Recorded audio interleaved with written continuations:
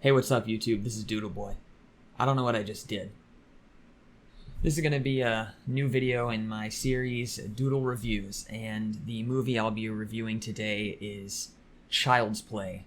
Now, Child's Play was a pretty good movie. What the fuck am I talking about? No, it wasn't. So Child's Play was a disappointment altogether. It was supposed to be a horror comedy like its predecessor, and it fell flat on the horror and the comedy. As far as the horror goes, there was very little action and killing that you would expect from a cheesy horror film. There was a few kills, and the ones that they did were pretty funny. But other than those three small moments, the rest of that almost 2-hour film was just boring. It was bad.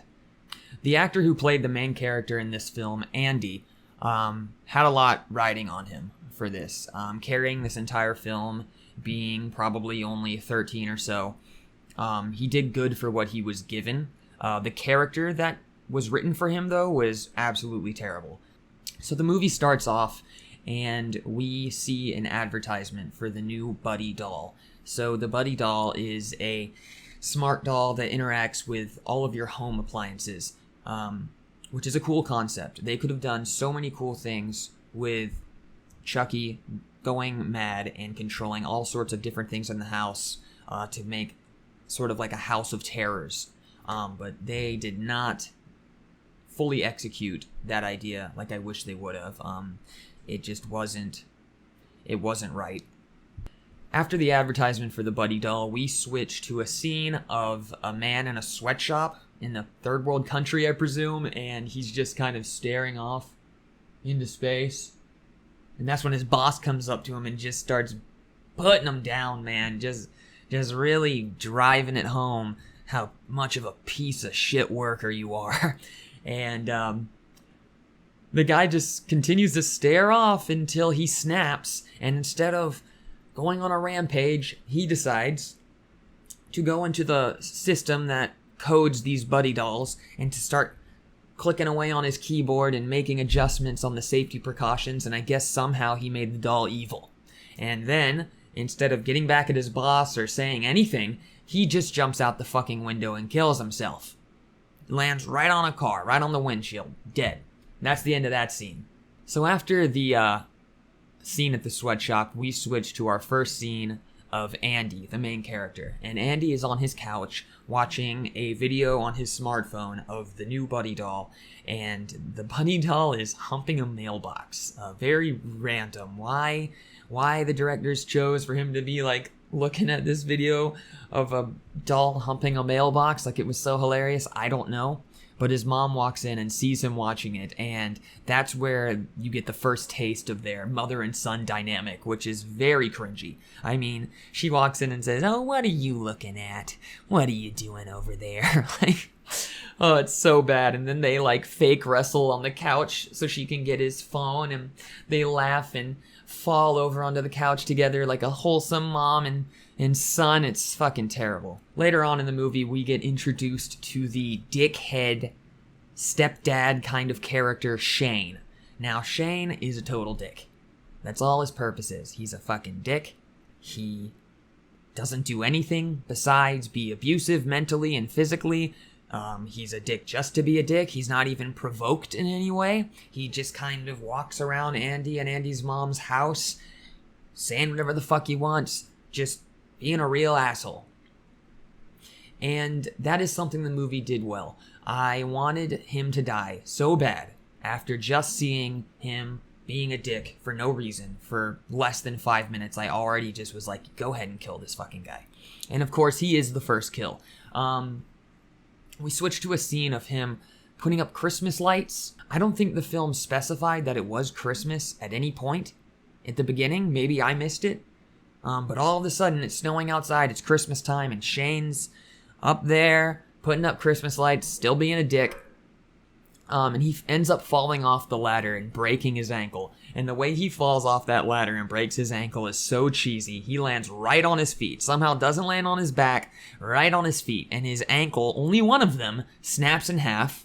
And he just is still standing with a broken ass ankle like a fucking cartoon character. And then just like falls over all cheesy like. And that's when Chucky appears and turns on some sort of smart lawnmower. And the smart lawnmower starts inching its way over to Shane slowly as Shane's trying to get away, and then it rips his scalp off and flings the scalp across the yard. So you get to see this red-haired ginger scalp flying across the yard like a fucking frisbee, and it lands right on top of a garden gnome's head. And there's just a close-up of this garden gnome with a ginger scalp on its head with blood dripping down. Oh, that was actually a very funny scene. I will give it that. But that's another problem with this movie. Those scenes were funny. Those scenes were gory and fun to watch. And there was so little of them. Now, the Chucky doll in this movie is, no pun intended, robotic as shit. I mean, it's not full of personality like the other Chucky movies. I mean, he was possessed by the spirit of a serial killer in the old ones, so he was flicking off the camera, he was, making jokes, he had a badass personality. And this one, he's just a toy that's killing people. You don't really understand why, other than the fact that the guy back at the sweatshop clacked a few buttons and changed his personality before jumping out the fucking window. After the death scene with Shane, that's when the movie really starts to take a weird turn. Andy comes home from school and goes into his room to find a watermelon on his desk with Shane's fucking face stapled to the watermelon. So apparently Chucky, after killing Shane, gets a watermelon, cuts off Shane's face, attaches the face to the melon, somehow gets this giant watermelon face amalgamation up the stairs, into the apartment, into Andy's room, and up onto his desk that is taller than Chucky. So when Andy finds this severed face melon present that Chucky gave him, he decides, I'll wrap it up in wrapping paper. That way I can sneak it on out of the house and get rid of it. And he ends up getting caught by his mom, and his mom thinks it's a present for the neighbor lady next door. So Andy has to go and give the neighbor lady this wrapped up melon face present, and later on in the movie has to sneak back into this old lady's apartment just to get it out of there so he can finally hide it. And instead of burning it, or throwing it into the ocean, or just destroying it altogether, or burying it, no, he decides, I know how I'll hide it. I'll throw it down the fucking laundry chute. Easy. I'll throw it down the apartment's laundry chute, and it'll just fall down there into oblivion. It's not like there's anything at the end of this laundry chute, but in fact, there is. At the end of the laundry chute, there is a dingy kind of maintenance room / apartment where the janitor lives, and apparently the janitor is some dude that looks like Jack Black. After that, Andy runs into two kids. These kids aren't really his friends, but they're not his friends. There's no backstory. You don't even know if he knew them before this. It's just like all of a sudden they meet up. Now they're the bestest of friends out of nowhere. No backstory whatsoever. And they decide that they're going to get Chucky. They're going to dismantle the doll, kill it, and get rid of it. And they succeed. They are able to break Chucky. They're able to turn him off for good. And instead of burying him, or maybe setting him on fire, you can guess what they did with him, right? They threw him down the fucking laundry chute like the face melon. So broken-ass Chucky goes down into the lair of Jack Black, and Jack Black starts to do repairs on him so he can sell the doll. And when he repairs Chucky, Chucky kills his ass and makes his escape. Now the finale is the Buddy 2 midnight release or something like that at Andy's mom's shop, the store where she works. And this store, like I said, is having some sort of midnight release for the Buddy 2 doll. So all these people are gathered there. And right when it's time to get the dolls the crowd bursts forward, and Chucky's been hiding in there, and he possesses all the dolls to run a rampage. And for a while, it's pretty funny seeing all the different dolls, especially the ones that look like Donald Trump, killing people in mass hysteria. But then it just goes on and on and on until you're like, all right, enough of this shit.